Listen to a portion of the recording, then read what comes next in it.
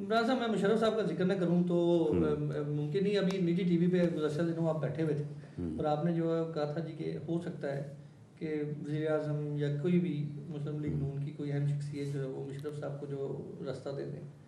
سر نہیں، میں نے وہ بات ایسے نہیں کی تھی. میں نے بات اس طرح سے کی تھی کہ میاں نواز شریف صاحب کو میں نے یعنی حالانکہ دیکھیں جو ان کا جلا وطنی کا دور رہا ہے اس دور میں یہاں پہ لوگوں کے ساتھ بے پناہ ظلم ہوئے، لوگوں کو ٹارچر سیلوں میں لے جایا گیا، لوگوں پہ ٹارچر کیا گیا، قید و بند کی صحبتیں ہوئی، وہ جلا وطن رہے، اپنے پیاروں سے دور رہے. تو وہ تمام یعنی اپنی ان مصیبتوں کا مشکلات کا ذکر کرتے ہیں، لیکن میں نے ان کو دیکھا ہے کہ جب بھی کبھی انہوں نے ذکر اس بات کا کیا ہے کہ جی میرے والد صاحب وفات پا گئے اور میں چاہتا تھا کہ میں لحد تک جو ہے ان کے ساتھ آؤں اور انہیں قبر میں اتاروں، تو مجھے وہ موقع نہیں دیا گیا. تو اس کے اوپر وہ جتنا یعنی افسردہ ہوتے ہیں یا جتنا وہ دکھ نہیں بدلہ نہیں لیں گے، تو جتنا وہ دکھ محسوس میں وہی بات کرنے جا رہا ہوں کہ وہ اس بات کے اوپر جتنا دکھ محسوس کرتے ہیں، مجھے یہ یعنی احساس ہے کہ شاید وہ اگر مشرف صاحب کے اوپر وہ وقت آیا کہ ان کی والدہ اللہ اسے زندگی کرے کہ اگر ان کی جو ہے وہ وفات ہوتی ہے تو یہ مسئلہ آتا ہے کہ ان کو روکا جائے یا ان کو جانے دیا جائے، تو شاید اس مرحلے کے اوپر میاں نواز شریف کی ذاتی رائے جو ہے وہ یہ ہو کہ ان کو نہ روکا جائے. باقی فیصلہ تو جو ہے وہ پھر قانون کے مطابق ہونا ہے، رولز کے مطابق ہونا ہے، اور پوری پارٹی نے کرنا ہے، کوئی ایک آدمی تو کرنا نہیں ہے. نہیں سر، تجزیہ نگار کہتے ہیں کہ ڈیل ہو چکی ہے. نہیں، کوئی ڈیل نہیں ہوئی. تجزیہ نگار یہ کہتے ہیں کہ یہ سب ٹوپی ڈرام ہے. نہیں، اب خدا نہ خواستہ اگر مشرف صاحب کی والدہ جو ہے وہ وفات پا جاتی ہیں اور ان کو جو ہے ان کے جنازے میں شرکت کے لیے بھیجا جاتا ہے تو کیا وہ وفات جب وہ ڈیل کے لیے ہوگی؟ ٹھیک ہے، مگر اور دوسرا یہ ہے کہ کل کو اگر عدالت ان کو جانے کی اجازت دے دیتی ہے تو کیا وہ ڈیل عدالت نے بیٹھ کے کروائی ہے؟ نہیں، تجزیہ نگار کیا کہتے ہیں وہ سن لیں. وہ یہ کہتے ہیں کہ جس طرح میاں محمد نواز شریف صاحب ڈیل کر کے یہاں سے گئے تھے اور ڈیل کر کے یا ایک سفارش یا ایک ایسی طاقت جس کا نام سعودی عرب ہے یا مغربی طاقتیں بھی اگر کہہ لیں کچھ تھوڑی بہت انوالو، اسی طرح سعودی عرب جو ہے اور امریکہ تھوڑا بہت انوالو ہے اور مشرف صاحب کو جو ہے وہ دیکھیں جی بات یہ ہے کہ بات بڑی سیدھی سی ہے کہ جنرل مشرف کو براڈ ٹو جسٹس انصاف کے کٹہرے میں لانا ہماری پولیٹیکل کمٹمنٹ تھی، قوم کے ساتھ بھی، اپنے ضمیر کے ساتھ بھی اور جمہوریت کے ساتھ بھی. وہ ہم اس کو لے آئے ہیں، فرد جرم اس کے اوپر عائد ہو گیا ہے. اب عدالت نے فیصلہ کرنا ہے، عدالت اسے بری کرے، اسے سزا دے. اگر اب اسے براڈ ٹو جسٹس لانے کے بعد اب ہم ہی اگر یہ کہنا شروع کر دیں کہ جو اس کو اتنی سزا ہوگی اس کو اتنی سزا، تو یہ تو پھر جسٹس نہ ہوگا نا. جسٹس تو یہ ہے کہ ہم نے اس کے اوپر جو ہے وہ چارج اس کو عدالت میں لے آئے ہیں، چارج شیٹ ہو گئی ہے، اب فیصلہ یہ عدالت کرے. اب یہ فیصلہ پی ایم ایل این نے نہیں کرنا یا یہ فیصلہ وفاقی حکومت نے نہیں کرنا، اور نہ ہی میں سمجھتا ہوں کہ پی ایم ایل این اور وفاقی حکومت یہ آئینی یا قانونی اختیار رکھتی ہیں کہ اب وہ اس کی سزا جو ہے وہ اناؤنس کریں یا یہ پریڈکٹ کریں کہ جی اس کو یہ ہوگا اس کو وہ ہوگا. مگر یہ تجزیہ نگار اچھا، اب دوسرا یہ ہے کہ وفاقی حکومت نے اس کی باہر جانے کی اسے اپنا جو ہے وہ ایگزٹ کنٹرول لسٹ سے خارج کرنے کی درخواست جو ہے وہ خارج کر دی ہے. اب کل کو عدالت اگر اجازت دے گی تو ہم روک نہیں سکتے. اگر عدالت اجازت نہ دے تو کہہ دیے کہ ہمارا لینا دینا نہیں ہے. انہوں نے تو ڈالا نہیں نام تو ڈالا آپ لوگوں نے. اب تجزیہ نگار یہ بھی کہتے ہیں، یہ صرف ایک عدالت نے کہا. تجزیہ نگار یہ بھی کہتے ہیں کہ آپ لوگوں نے مشرف صاحب کو یہ کہا، مشرف نے کہا جی میں باہر نکل جاتا ہوں، مجھے کلین چیٹ دے دو.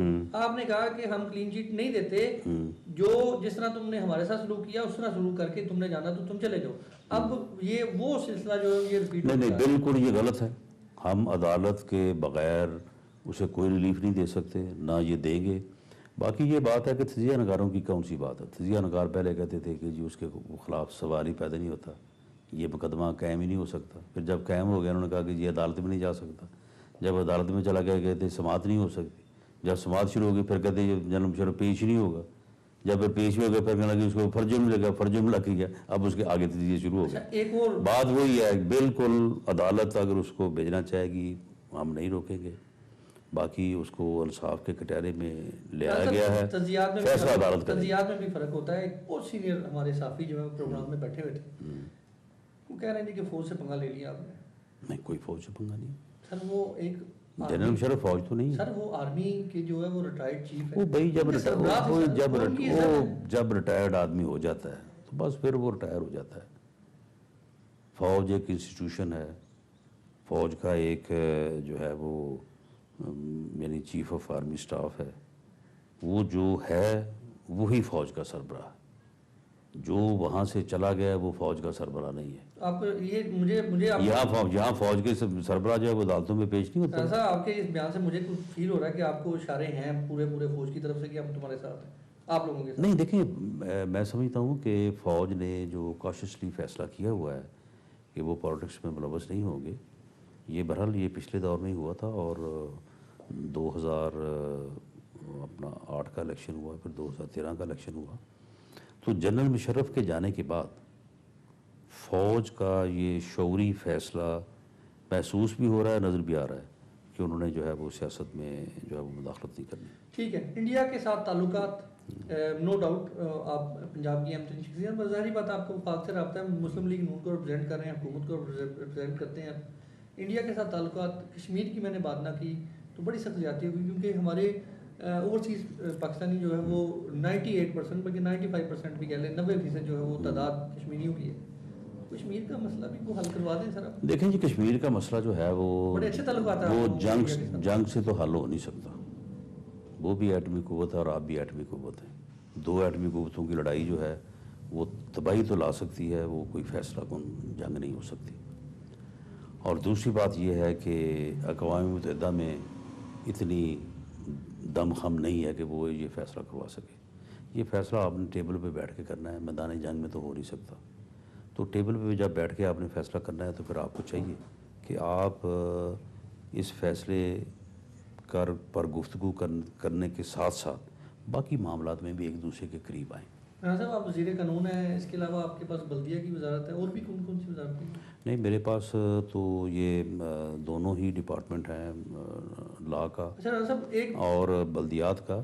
لیکن میں یہ آپ کو بتاؤں کہ میاں شہباز شریف صاحب کی جو کام کرنے کی جو ان کا طریقہ کار ہے، اس پہ ایسے خواہ لوگ یہ یعنی بالکل پراپیگنڈا ہے کہ جی وہ اکیلے کام کرتے ہیں یا ایک دو آدمیوں کے اوپر اعتبار کرتے ہیں، باقی کسی کو، یہ بالکل غلط ہے۔ اب آپ مجھے بتائیں، یہ لا اینڈ آرڈر ہے نا، لا اینڈ آرڈر کے اوپر یا وزارت داخلہ یا ہوم منسٹری، کہنے کو تو میاں شہباز شریف کے پاس ہے، اس کو ایک جو ہے وہ کیبنٹ کمیٹی اس کو جو ہے وہ دیکھتی ہے۔ اس کیبنٹ کمیٹی میں میرے علاوہ منسٹر انوائرمنٹ ہیں کرنل شجاع خانزادہ، چیف سیکرٹری، آئی جی، ہوم سیکرٹری، دونوں انٹیلیجنس ایجنسیز کے سی ٹی ڈی اور اسپیشل برانچ کے سربراہ، اس کے علاوہ پروسیکیوشن کے سربراہ رانا مقبول صاحب، اور ایک اپنا ایکسپرٹ ہیں بریگیڈیئر انیس۔ یعنی یہ 7 آدمی جو ہیں، انہوں نے کبھی اپنے یعنی اس ڈپارٹمنٹ میں کبھی انہوں نے زیر زبر کا بھی فیصلہ جو ہے وہ اس کیبنٹ کمیٹی سے کنسلٹیشن کے بغیر نہیں کیا۔ تو کیسے آپ کہتے ہیں کہ جی ون مین شو ہے، ون مین شو ہے؟ کیا آپ سمجھتے ہیں کہ جس گاڑی پہ آپ یہاں سے سفر کرتے ہیں، اس گاڑی میں آپ بیٹھے ہوئے ہیں، آپ کے ساتھ 10 بندے اور بیٹھتے ہیں جو گاڑی افورڈ کر سکتی ہے، 10 کے علاوہ 20 اور جو ہے وہ بٹھا دیے جائے تو گاڑی جو ہے افورڈ تو ڈیفینیٹلی کرے گی، پر گاڑی کی سپیڈ سلو نہیں ہوگی۔ آپ کے ایک مصروف وزیر، ان کے پاس کوئی پتہ نہیں 5-7 قلمدان، نام کہیں گے تو میں وہ بھی بتا دوں۔ مجھے یہ سمجھ نہیں آتی کہ یہ میرا اعتراض نہیں ہے، ظاہری بات ہے، نو ڈاؤٹ کہ میاں شہباز شریف صاحب بہت اچھا کام کر رہے ہیں اور پنجاب ایک جو ہے وہ ماڈل بن رہا ہے، اعتبار نہیں ہے دوسرے ایم پیوں پہ؟ نہیں، اس میں یہ ہے کہ نہیں، دیکھیں بات یہ ہے کہ اب اس وقت ہماری کیبنٹ میں تقریباً کوئی 22 کے قریب لوگ ہیں، منسٹرز ہیں، اسپیشل اسسٹنٹ ہیں، ایڈوائزرز ہیں۔ اب اگر 22 کی جگہ 72 کر دیں گے تو وہ بھی ہم نے دور دیکھا ہے کہ ایک محکمے کو تقسیم کر کے 3 جگہ بھی دیا ہوا ہے، اور صرف وزیر بنانے کے لیے جناب جب وزیروں کی فوج ظفر موج کٹھی، ہم نے تو اس وقت بھی کام ہوتے نہیں دیکھا۔ بات یہ ہے کہ یہ جو کیبنٹ ہے، وفاق میں لے لیں، مجھے یہ بتائیں کہ وزیر اطلاعات جو ہے اس کو وزیر قانون کا قلمدان دیا ہوا، رانا صاحب مطلب کہ تھوڑی سی کچھ، اب آپ قانون دان ہیں، آپ ماشاءاللہ سمجھتے ہیں قانون کو. سر کوئی پنجاب مسلم لیگ نون میں وفاق میں کوئی بندہ ہی نہیں ہے جو جس کو وزیر قانون بنا دیا جائے؟ قانون دان ہے ہی نہیں ہے. دیکھیں اس میں جو ہے وزیر اطلاعات کا کام ہے کوئی وزیر قانون کا؟ وزیر اطلاعات ایک خود اٹ سیلف 24 آور جاب ہے سر. اتنی اہم ترین ذمہ داری وزیر قانون کا جو دیکھیں بات یہ ہے، دیکھیں آپ مکس کر رہے ہیں منسٹری آف لا کو اور ہوم منسٹری کو، داخلہ کو. ٹھیک ہے. اگر آپ صرف لا منسٹری کی بات کریں تو اس کے پاس کوئی کام نہیں ہے. انہوں نے صرف حکومت کے معاملات میں پروفیشنل اپینین دینی ہوتی ہے، اور پروفیشنل اپینین جو ہے وہ ان ایکسپرٹس کی ہوتی ہے جو وزارت قانون میں بیٹھے ہوتے ہیں. میرے ساتھ لا منسٹری میں کم از کم نیچے جو ہے وہ 10 لوگ ایسے بیٹھے ہیں کہ جو لا کے اوپر ایکسپرٹ اپینین دیتے ہیں، میں نہیں دیتا. اسی طرح سے وفاق میں بھی یہی سسٹم ہے. وہاں پہ پرویز رشید صاحب کے قانون جاننے یا نہ جاننے سے کوئی فرق نہیں پڑتا، اور آپ اس کو جس سے کنفیوز کر رہے ہیں وہ وزارت داخلہ ہے، اور داخلہ کے منسٹر جو ہیں وہ نثار علی خان صاحب ہیں. ٹھیک. اس میں اتنی پریشانی والی بات نہیں کون ہے سر پنجاب؟ پرویز رشید صاحب کے پاس وہ وزیر اطلاعات بھی ہوئے. اب رانا مشہور صاحب جو ہیں وہ مصروف کو دیکھ لیں، ایجوکیشن ان کے پاس، کلچر منسٹری ان کے پاس، سپورٹس ان کے پاس، یوتھ ان کے پاس. سر مطلب کہ دیکھیے اس میں یہ ہے کہ میں نے جس طرح سے آپ کو پہلے کہا ہے کہ چیف منسٹر صاحب کا کام کا طریقہ کار یہ ہے کہ انہوں نے ہر معاملے میں جو ہے وہ اچھے بیوروکریٹس کو بھی اور ساتھ الیکٹڈ ریپریزنٹیٹیوس کو ان کو انوالو کر کے جو ہے وہ ورکنگ گروپ بنائے ہوئے ہیں، اور وہ ہر وزارت میں جو ہے وہ کام کر رہے ہیں. اس لیے وہاں پہ اگر ایک منسٹر کے پاس 2 محکموں کا چارج ہے یا 3 محکموں کا چارج ہے تو یہ چیزیں جو ہیں وہ اس کارکردگی میں میٹر نہیں کرتی. اچھا ایک مجھے بتائیں، میں برطانیہ سے آیا ہوں. ہمارے وہاں پر لندن میں ایک منی پاکستان ہے جس کا نام ہے Pakistan high commission. Pakistan high commission کا ایک سربراہ ہوتا ہے جس کو کہتے ہیں ہائی کمشنر.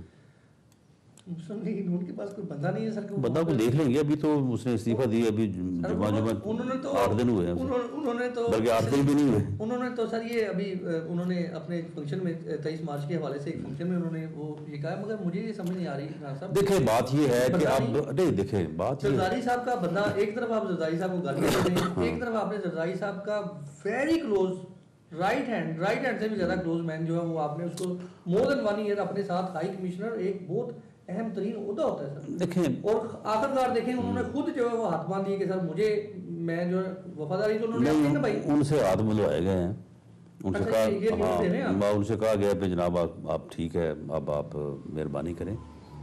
دیکھیں اس میں یہ ہے کہ پاکستان میں وفاقی لیول کے اوپر اتنا زیادہ یعنی جو ہے وہ نقصان ہوا ہے کہ ہر جگہ پہ توقیر صادق جو ہے نا وہاں پہ لگائے گئے تھے. اب اور ان لوگوں نے تباہی مچا دی پچھلے 5 سال، سوائے کرپشن کے کوئی اور کام نہیں ہوا. ان کا ایجنڈا ہی ایک تھا کہ لوٹ مار کرو جتنی ہو سکتی ہے. اب آپ دیکھیں کہ right man for the right job اور کمیٹڈ آنیسٹ لوگوں کو تلاش کرنا، یہ بھی کوئی اتنا یعنی جو ہے نا وہ کوئی آسان کام نہیں ہے. اب آپ دیکھیں کہ آپ کسی جگہ سے بھی تو لا کے کسی آدمی کو لگا نہیں سکتے. اگر ایک ڈپارٹمنٹ کا آپ نے سربراہ بنانا ہے تو اس ڈپارٹمنٹ سے آدمی ہونا چاہیے، اس کا گریڈ جو ہے وہ اس کے مطابق ہونا چاہیے.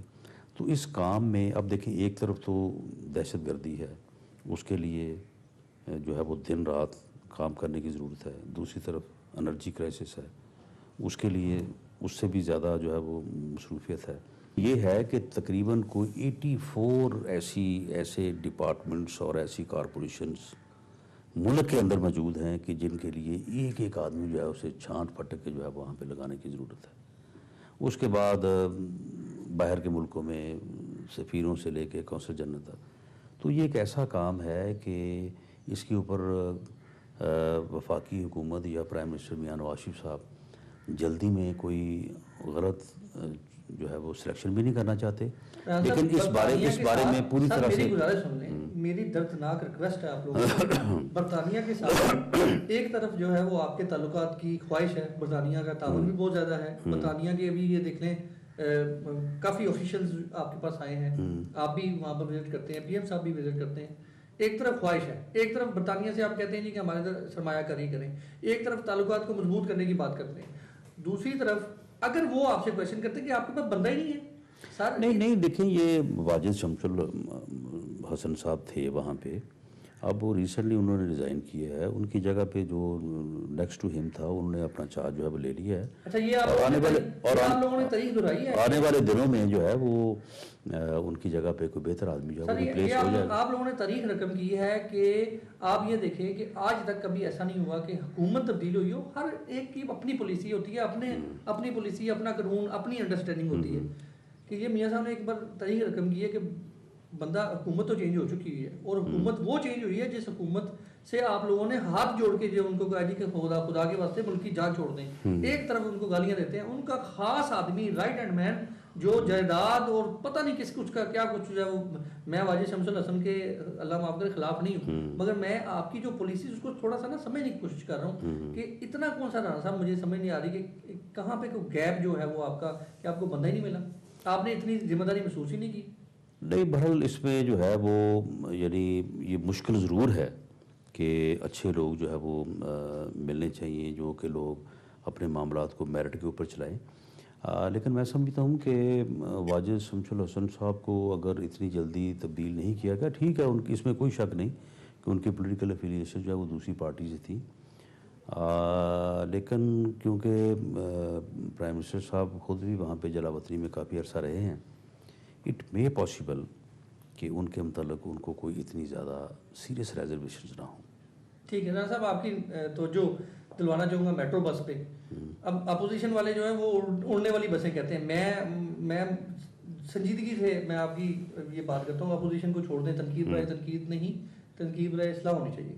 اب اس وقت میٹرو بسز میں خواتین کے لیے باکسز وغیرہ بنے ہوئے ہیں، ہزاروں اس قسم کی شکایت ہے کہ ان باکسز کے اندر خواتین جو ہیں ان کی حقوق کی یا ان کی وہ پامالی ہوتی ہے. نہیں، یہ پروپیگنڈا نہیں، یہ بالکل پروپیگنڈا ہے.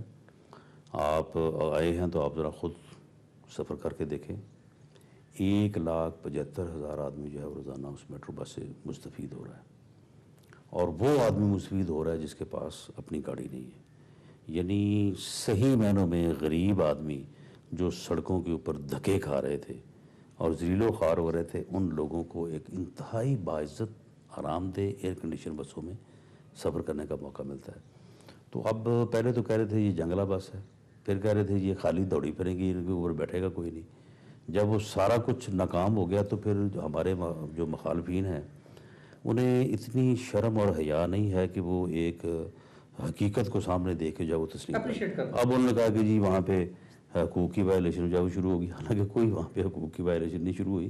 وہاں پہ سارے لوگ جو ہیں وہ بڑے باعزت طریقے سے جو اپنا سفر کرتے ہیں. لاہور جو ہے وہ اس کے علاوہ دیگر شہر بھی تو حق رکھتے ہیں نا، دیگر شہر حق رکھتے ہیں. ہم نے پورا بڑا اچھا کام ہے میٹرو کا، بڑا اچھا کام ہم نے پورا سروے کروایا ہے، اور اس میں جو ہے وہ لاہور کے بعد اگر کوئی حق بنتا تھا تو راول پنڈی اور اسلام آباد کا بنتا تھا. وہاں پہ میٹرو شروع ہو گئی ہے، اگلے 10 مہینوں میں مکمل ہو جائے گی. اور میں یہ آپ کو آج لکھ کے دیتا ہوں کہ میٹرو بس جو راول پنڈی اور اسلام آباد کے درمیان چلے گی وہ لاہور کی میٹرو بس سے زیادہ کامیاب ہوگی. اچھا رانا صاحب، پنجاب کی اچیومنٹ، آپ لوگوں کی اچیومنٹ، آپ لوگوں نے ابھی میاں صاحب چنیوٹ گئے، انہوں نے جا کے دنیا کی سب سے بڑی اسٹیل مل کا جو ہے وہ افتتاح کیا. اس کے حوالے سے تھوڑی سی میں تفصیل جاننا چاہوں گا. نو ڈاؤٹ کہ بے روزگاری جو ہے وہ اس میں ختم ہوگی، بے روزگاری میں بہت بڑی اچیومنٹ ہے، کوئی شک نہیں ہے. سر یہ کس طرح یہ عمل میں آئے گا؟ عمل تختی جو ہے وہ نظر آ رہی ہے اگلے 10 سال کے لیے جیسے علاقے میں.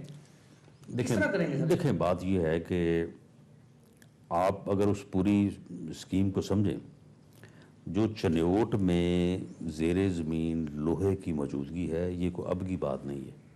یہ لوگوں کو آج سے 60 سال پہلے بھی پتا تھا کہ وہاں پہ یہ چیز ہے.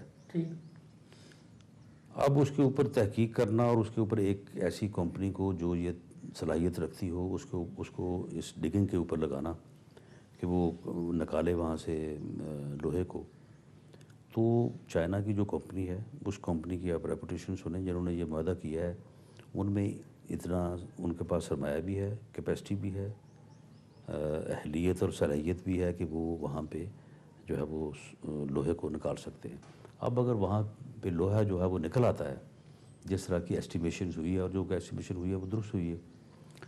تو وہاں پہ اسٹیل مل جو ہے وہ چائنا کی کمپنی ہی لگائے گی. ہمارے پاس تو شاید اگر گورنمنٹ کے پاس شاید اسٹیل مل لگانے کے لیے شاید گنجائش نہ ہو، لیکن بہرحال اس کمپنی کے پاس اور چائنا کے پاس ہے. تو آپ دعا کریں انشاءاللہ تعالی یہ منصوبہ کامیاب. ٹھیک ہے رانا صاحب، پروگرام کا جو ہے وقت ختم ہو جاتا ہے. میں آخر میں اوبیسلی میں اوورسیز کمیونٹی کی ہی بات کروں گا. میں ذرا چاہتا ہوں کہ ایک بار مجھے ذرا دوبارہ وہ یقین دلانے. مجھے یقین اس لیے نہیں ہو رہا کہ اوورسیز کمیونٹی ایک عرصے سے اور کئی ایسی شخصیات جو اللہ کو پیاری ہو چکی ہیں انتظار کرتے کرتے کہ ہمارے اوورسیز کے لیے بھی کچھ.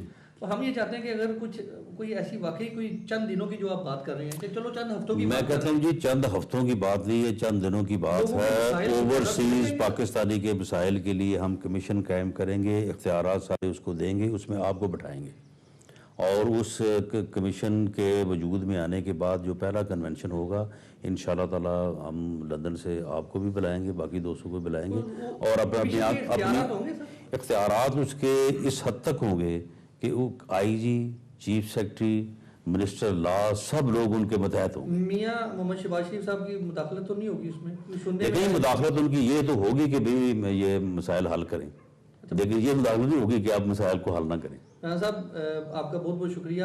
میں آپ کو یقین کریں کہ میں یقین دہانی کرواتا ہوں کہ اگر اوورسیز کے مسائل کے حوالے سے اگر آپ یہ کام کرتے ہیں تو یہ واقعی آپ ایک تاریخ رقم کریں گے.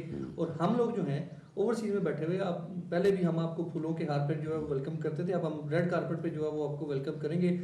ناظرین گفتگو آپ نے سنی، انشاءاللہ آپ ریڈ کارپٹ کی تیاری کریں. تو یہ اناؤنس ہو رہا ہے انہی دنوں میں، اس کے بعد پھر میں آ رہا ہوں. ٹھیک ہے ناظرین، رانا ثناء اللہ صاحب جو کہ وزیر قانون، نہ صرف وزیر قانون، ایک اہم ترین شخصیت پنجاب کی، انہوں نے خوشخبری دے دی اوورسیز کے لیے. اب ہم اوورسیز کا فرض بنتا ہے کہ رانا صاحب کے لیے ریڈ کارپٹ کا ارینج کرتے ہیں. گفتگو آپ نے سنی، اتفاق کرنا نہ کرنا آپ کا بھرپور حق ہے. اگلے پروگرام تک لیے جو کہ ہر جمعے کو 8 بجے ہم لائیو آپ کی خدمت میں پیش کرتے ہیں، لندن اسٹوڈیو سے جو ہے پیش کریں گے. اگلے پروگرام تک لیے جاتی جو خدا حافظ.